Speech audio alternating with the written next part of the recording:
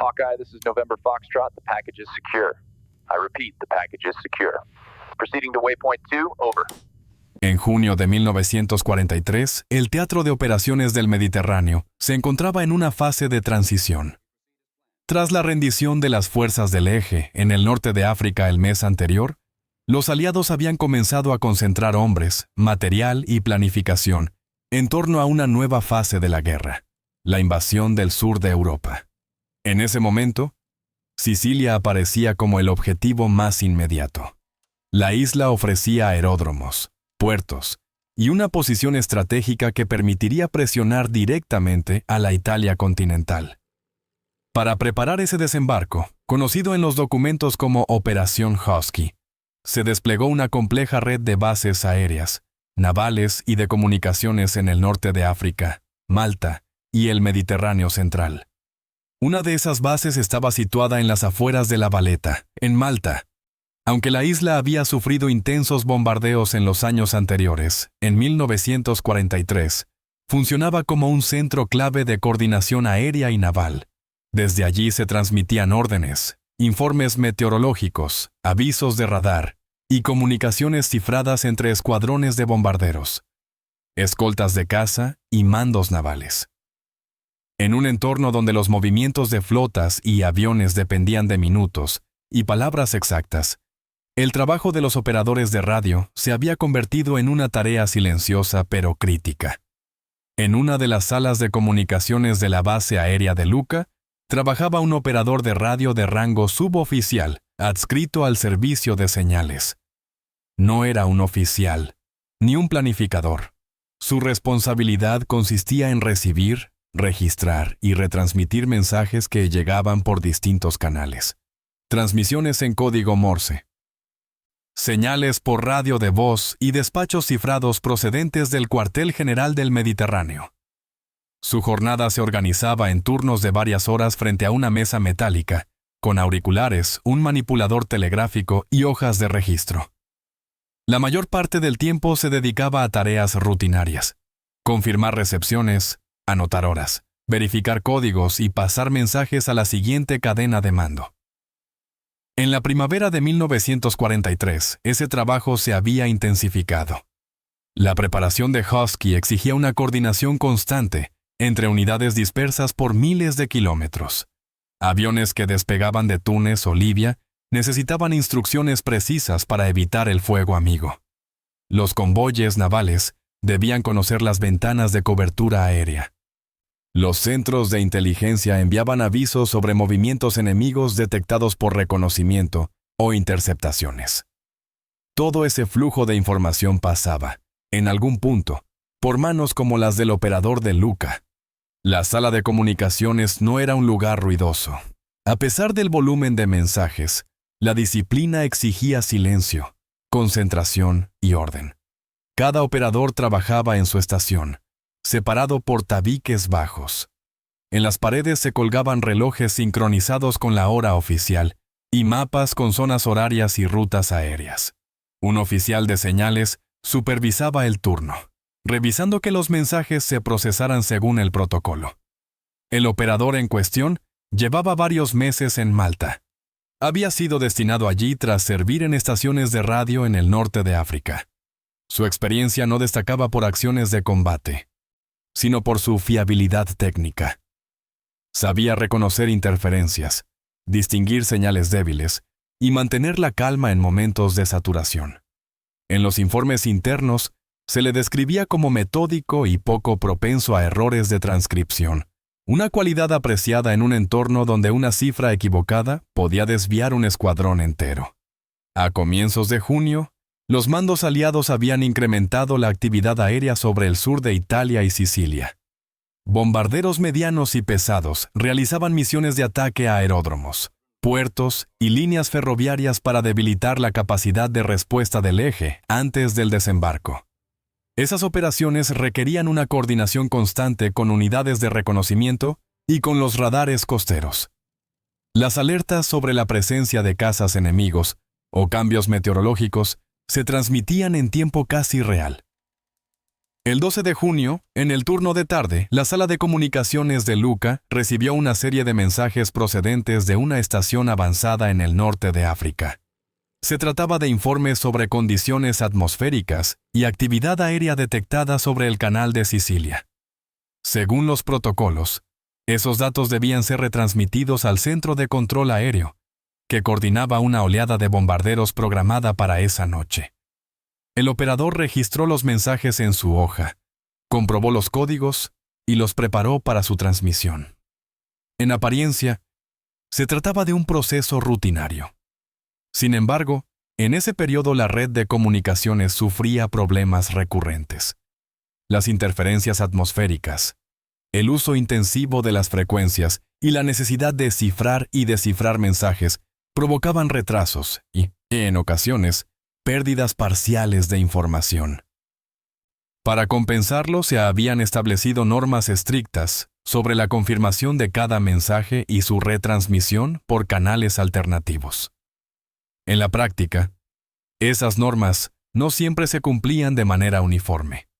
La presión por mantener el ritmo de las operaciones llevaba a simplificar procedimientos cuando el volumen de tráfico era elevado. Los operadores, conscientes de que decenas de mensajes se acumulaban en cola, tomaban decisiones sobre qué retransmitir primero y por qué vía. Aunque esas decisiones estaban guiadas por manuales, también dependían del criterio y la experiencia individual. Durante aquel turno, el operador de Luca se encontró con una congestión poco habitual. Varias estaciones estaban transmitiendo al mismo tiempo, y la interferencia hacía que algunas señales llegaran incompletas. En uno de los mensajes procedentes del norte de África, parte del texto se perdió entre el ruido. El contenido restante indicaba actividad aérea enemiga en una zona que coincidía con la ruta prevista de un grupo de bombarderos aliados. El operador anotó la información disponible y solicitó una repetición del mensaje. Mientras esperaba respuesta, otros despachos seguían llegando. Informes de navegación, cambios de horario, solicitudes de confirmación. El oficial de señales recorría la sala, recordando a los operadores que priorizaran los mensajes relacionados con la misión nocturna. La repetición del mensaje tardó más de lo habitual. Cuando finalmente llegó, la señal seguía siendo débil. El operador pudo reconstruir parte del contenido, pero no con la claridad deseable. El protocolo indicaba que, ante una transmisión incompleta, se debía solicitar una nueva confirmación o usar un canal alternativo. Sin embargo, el reloj marcaba que faltaba poco para la hora prevista de despegue de los bombarderos. En ese momento, la sala funcionaba bajo una tensión contenida. No había alarmas ni gritos, pero cada operador era consciente de que cualquier retraso podía afectar a decenas de tripulaciones en el aire. El operador de Luca evaluó la información que tenía. Una advertencia parcial sobre actividad enemiga, sin coordenadas completas. Decidió registrar el mensaje como recibido, pero no lo retransmitió de inmediato al Centro de Control Aéreo, a la espera de una confirmación más clara. Esa decisión no era una infracción directa de las normas, pero sí una interpretación conservadora de ellas. En la lógica del operador, enviar un aviso incompleto podía generar confusión o provocar cambios innecesarios en la planificación. En su experiencia, los centros de control preferían datos confirmados antes que fragmentos ambiguos. Mientras tanto, la maquinaria de la operación seguía avanzando. Los equipos de vuelo preparaban los aviones, los meteorólogos actualizaban previsiones y los mandos revisaban los planes de ruta. La información sobre posibles cazas enemigos en el canal de Sicilia aún no había llegado al nivel de quienes tomaban decisiones sobre el despegue.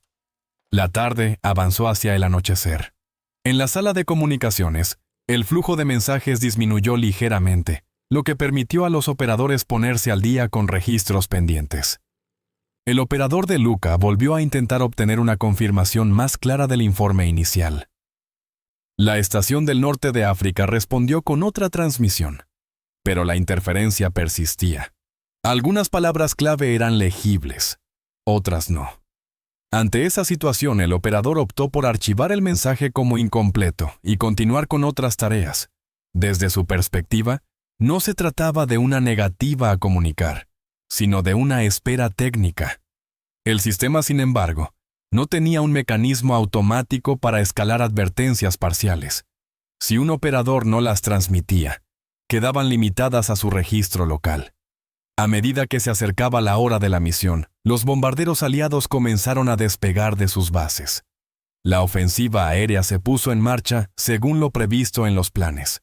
En los centros de control, se trabajaba con la información disponible, que no incluía una advertencia detallada sobre la actividad enemiga detectada horas antes. En la base de Luca, el operador seguía en su puesto. No había indicios visibles de que algo estuviera fallando.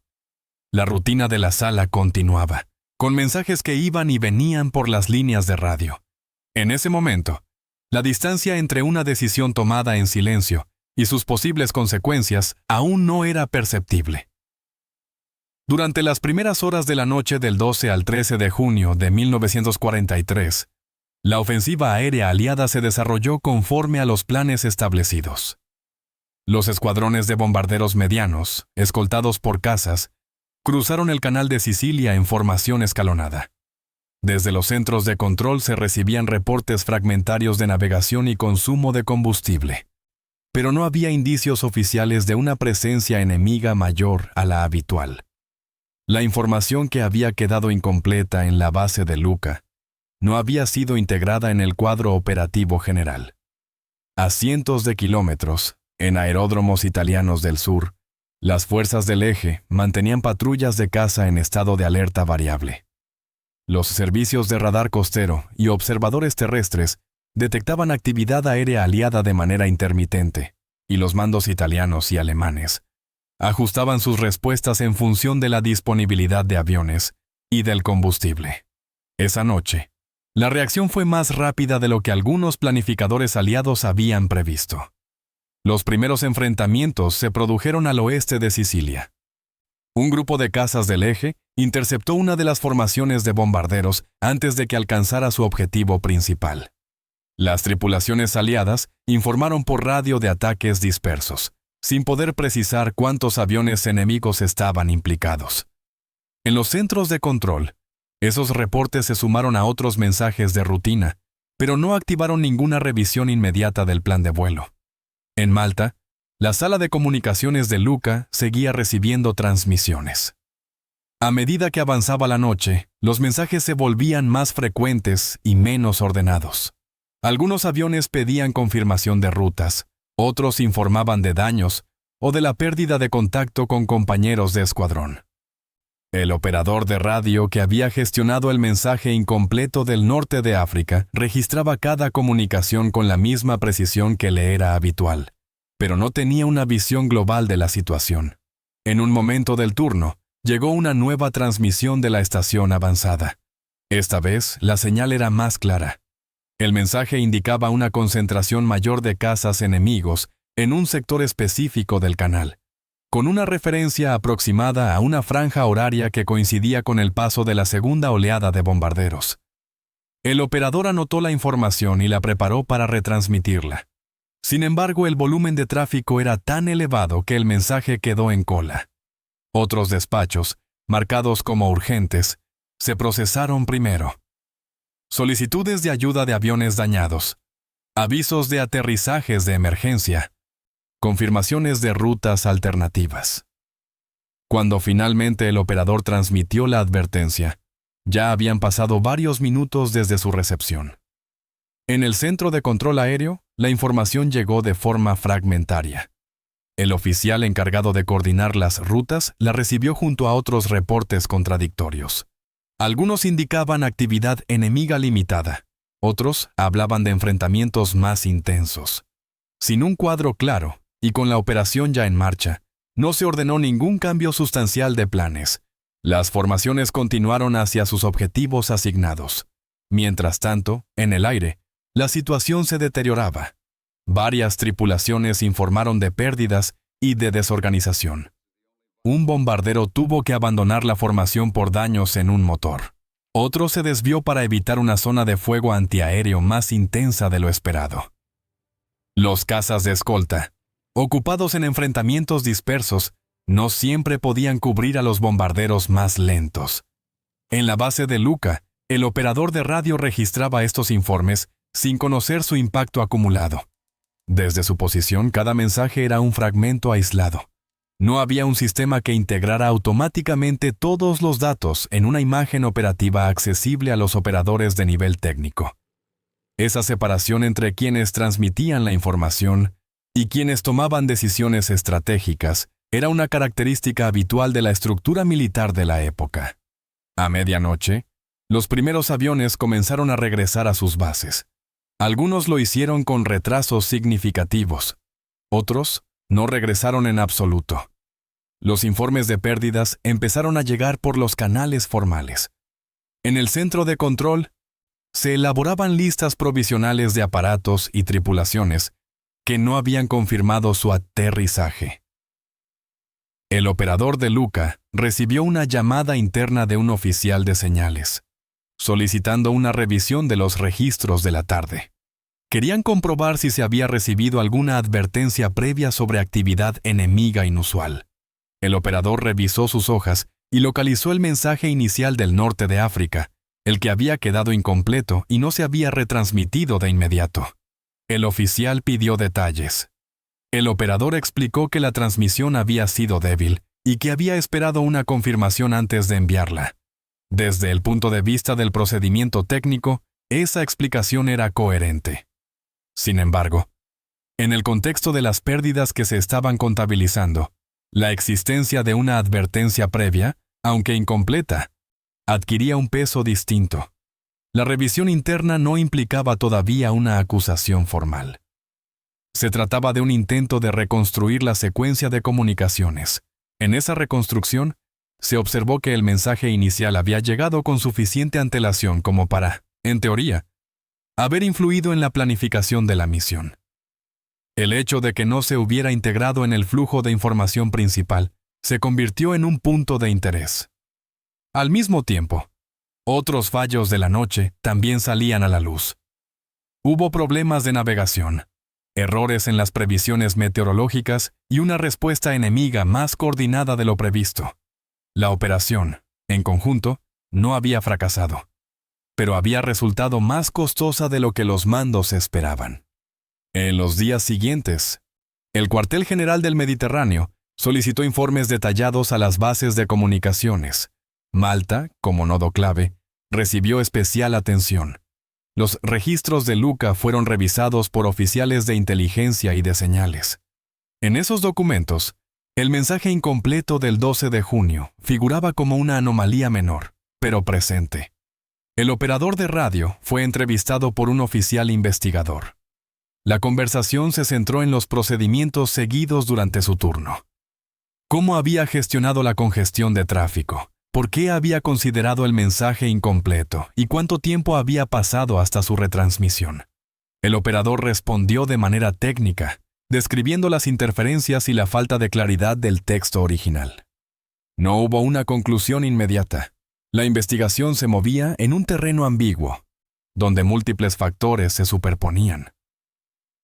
A nivel institucional, resultaba difícil atribuir las pérdidas de una operación aérea compleja a un único punto de fallo.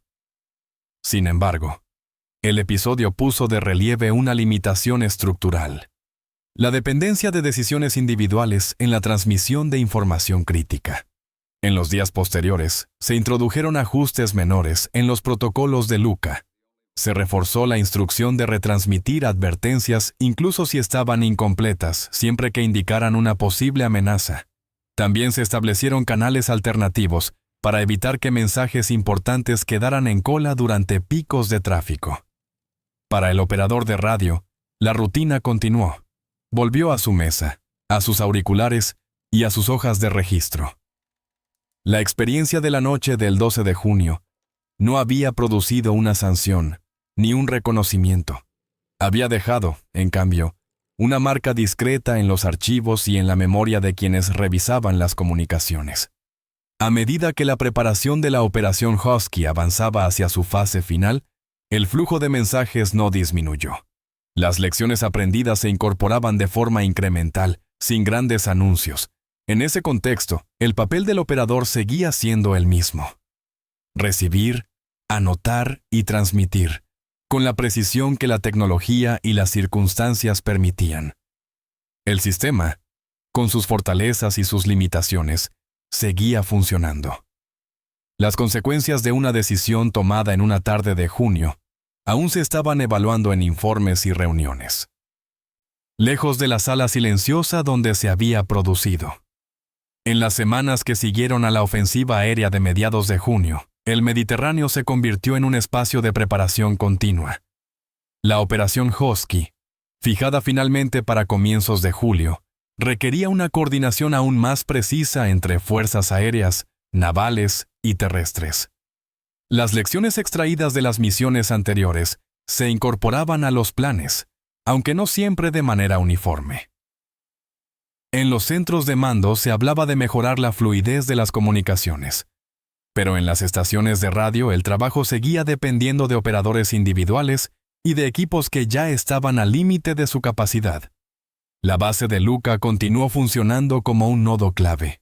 Cada día pasaban por sus canales cientos de mensajes, avisos de meteorología, informes de reconocimiento, solicitudes logísticas y órdenes cifradas.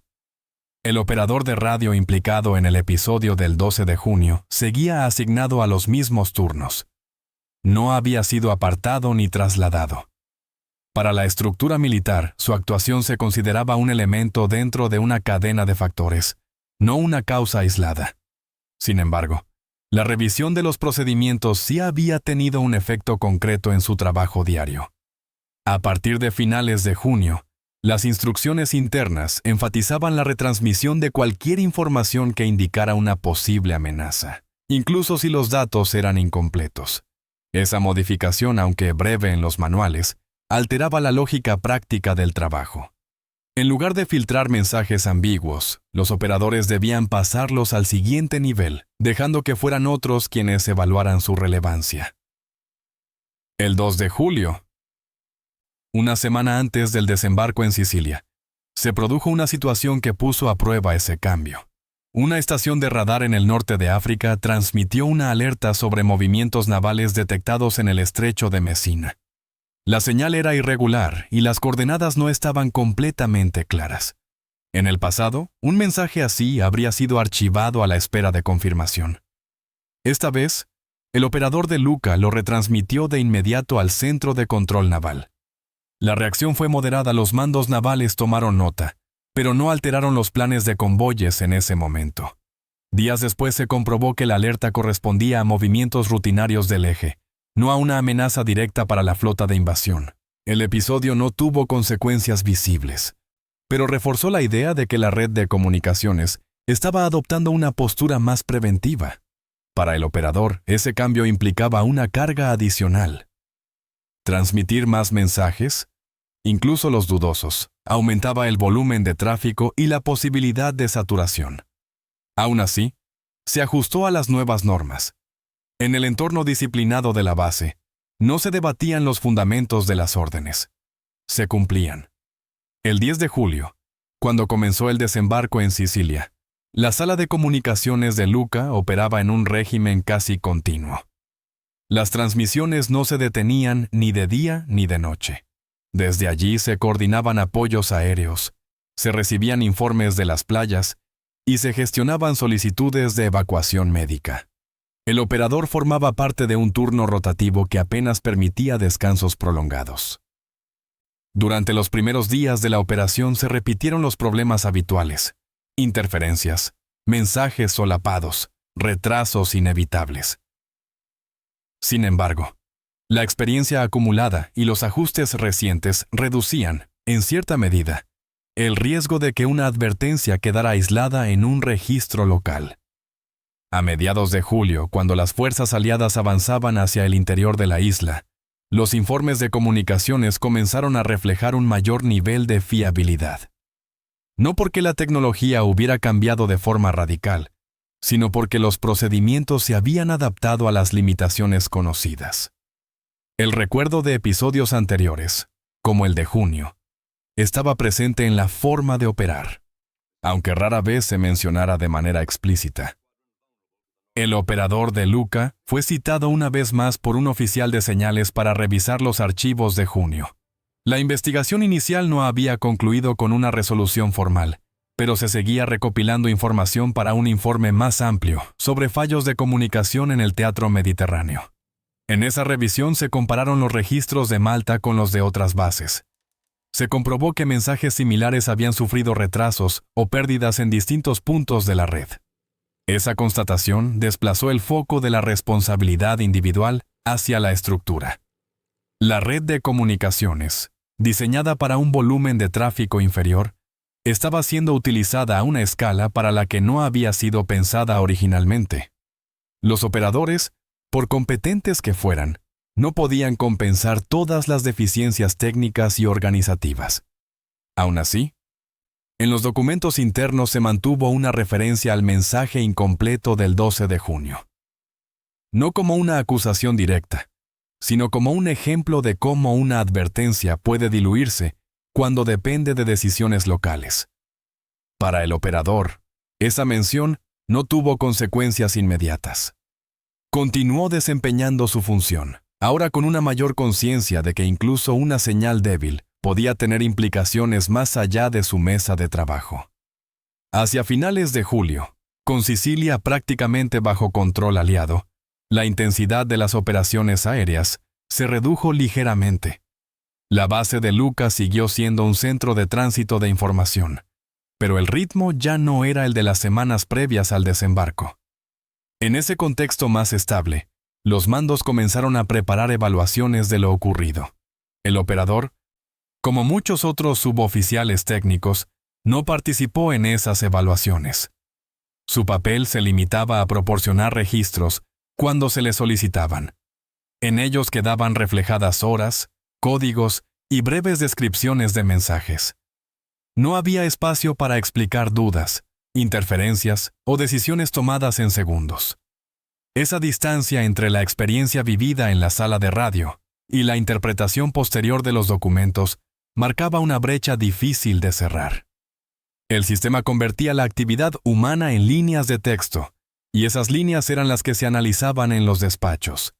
En ese proceso, el silencio inicial del 12 de junio seguía figurando como un dato más, sin una narrativa clara que lo acompañara. La historia de cómo se había producido, en medio de ruido y presión, quedaba en gran parte fuera de los informes. En agosto de 1943, con Sicilia ya asegurada y las fuerzas aliadas avanzando hacia el sur de Italia, los cuarteles generales comenzaron a consolidar informes y lecciones aprendidas. Entre los documentos que circulaban en el mando del Mediterráneo se encontraba un estudio preliminar sobre fallos de comunicación durante las fases previas al desembarco. No se trataba de un informe público ni de un texto destinado a la tropa, sino de un análisis técnico para uso interno, enfocado en identificar puntos débiles de la red de señales. La base de Luca aparecía citada en varias secciones. Como uno de los nodos más activos, había sufrido una carga de trabajo superior a la prevista en los manuales de planificación. Los analistas señalaron retrasos, colas de mensajes y pérdidas parciales de información. Dentro de ese conjunto, el episodio del 12 de junio figuraba como un ejemplo concreto de cómo una advertencia incompleta podía quedar aislada y perder relevancia operativa. Para el operador de radio, esa mención no se tradujo en una acusación directa, pero sí en una forma de escrutinio. Fue citado nuevamente para responder a preguntas, esta vez por un oficial de mayor rango. La entrevista fue más formal que las anteriores.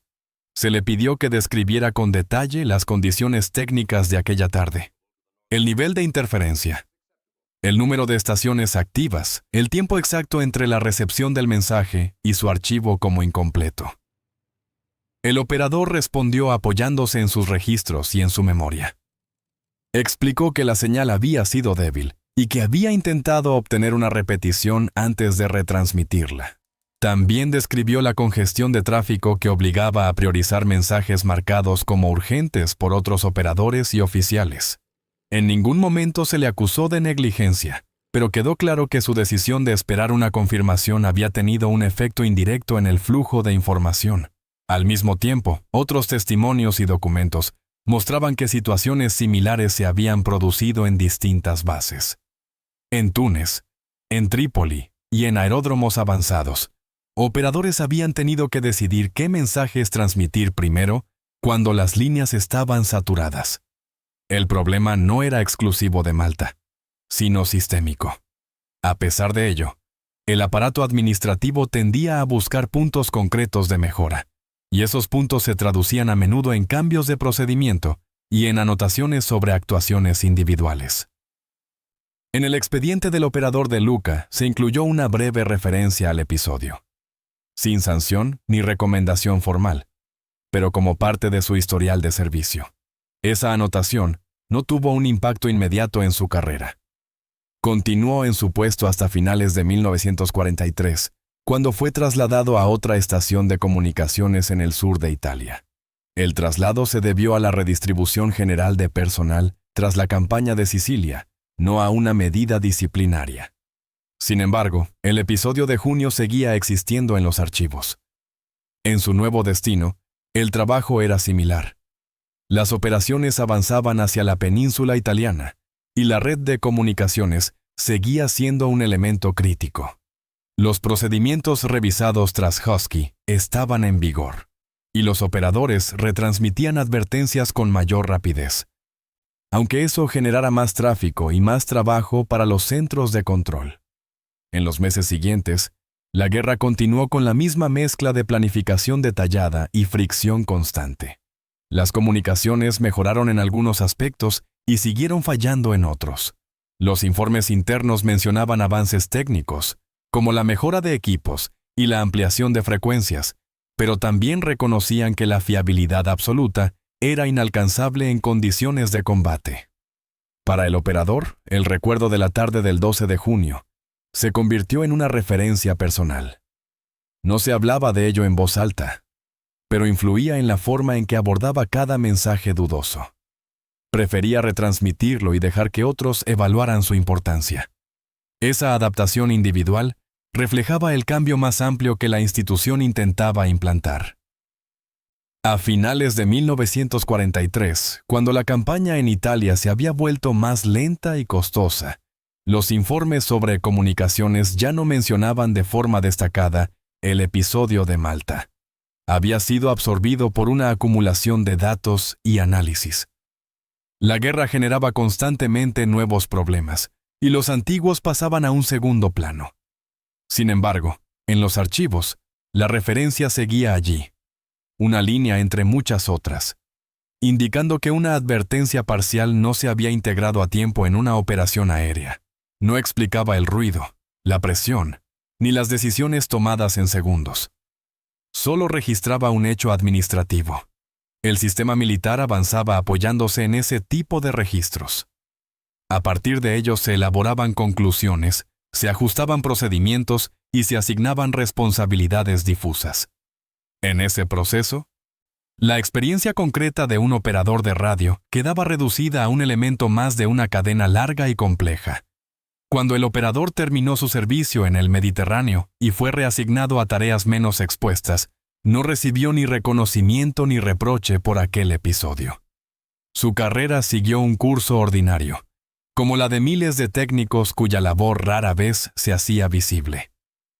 Lo que había ocurrido en junio de 1943 permanecía, sobre todo, como un ejemplo silencioso de cómo una red de comunicaciones, incluso bien organizada, podía depender de decisiones pequeñas tomadas en un entorno de ruido y urgencia. En los primeros meses de 1944, cuando la atención de los mandos aliados ya estaba centrada en la campaña del norte de Italia y en la preparación de nuevas operaciones en Europa Occidental, los informes técnicos sobre el periodo previo a la invasión de Sicilia quedaron archivados. Entre ellos, figuraba el análisis de las comunicaciones en el Mediterráneo durante la primavera y el verano de 1943. No se trataba de un documento destinado a la historia oficial de la guerra, sino de un compendio de observaciones internas, redactado para orientar mejoras futuras. En ese conjunto de papeles, el episodio del 12 de junio aparecía mencionado de manera breve. Se indicaba que una advertencia procedente del norte de África había llegado incompleta a Malta, y que su integración en el sistema de control aéreo se había visto retrasada.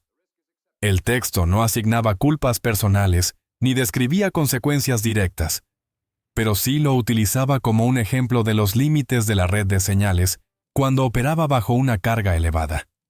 Para la institución, ese era el punto central. La guerra moderna, basada en operaciones aéreas y navales coordinadas a gran distancia, dependía de una infraestructura de comunicaciones que aún estaba en desarrollo. Los operadores, los equipos y los procedimientos habían evolucionado rápidamente desde 1939, pero seguían siendo vulnerables a interferencias, errores humanos y saturación. El operador de radio que había gestionado aquel mensaje no volvió a ser citado por ese asunto. En 1944 fue trasladado a una unidad de retaguardia, donde su experiencia se utilizó para formar a nuevos técnicos.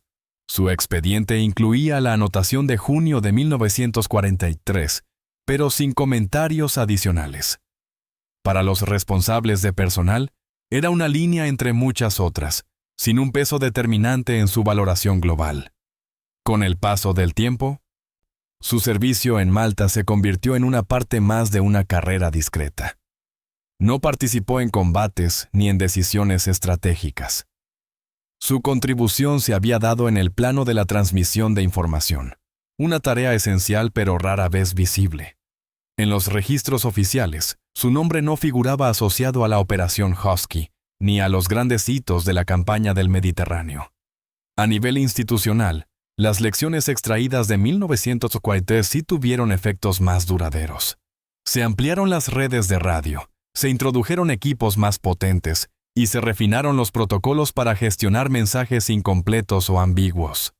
Esos cambios no podían eliminar la fricción inherente a la guerra, pero sí reducir la probabilidad de que una advertencia quedara aislada en un registro local. La historia del operador de Lucca no se convirtió en un caso de estudio, ni en un ejemplo citado en manuales. Permaneció como una referencia interna, casi anónima, dentro de un conjunto amplio de experiencias que habían impulsado ajustes técnicos y organizativos. Esa discreción reflejaba la naturaleza de su trabajo: actuar en silencio para que otros pudieran decidir. Cuando la guerra terminó y los archivos se cerraron, miles de historias similares quedaron dispersas en documentos técnicos y expedientes personales. La mayoría no pasó a la memoria pública, pero contribuyeron a la forma en que se libraron y se gestionaron las operaciones. En ese sentido, el episodio de junio de 1943 fue una pieza pequeña dentro de un engranaje enorme. La ofensiva aérea que había sufrido mayores pérdidas aquella noche no se explicó nunca por un solo factor. La combinación de una defensa enemiga eficaz, condiciones meteorológicas cambiantes y limitaciones de comunicación formó un conjunto de causas. La advertencia parcial que no llegó a tiempo fue una de ellas, no la única. Así, el legado del operador de radio no se mide en cifras de aviones, ni en territorios conquistados, sino en la manera en que su experiencia quedó incorporada, de forma indirecta, a un sistema que aprendía mientras combatía. Su trabajo, como el de tantos otros técnicos, ayudó a que la red de comunicaciones aliada fuera un poco más consciente de sus propias debilidades. En la historia oficial de la guerra, su nombre no aparece, pero en los archivos de señales, una hoja de registro con una hora, un código y una anotación incompleta sigue siendo testimonio de cómo, en una tarde de junio, el silencio y el ruido coexistieron en una mesa de radio en Malta.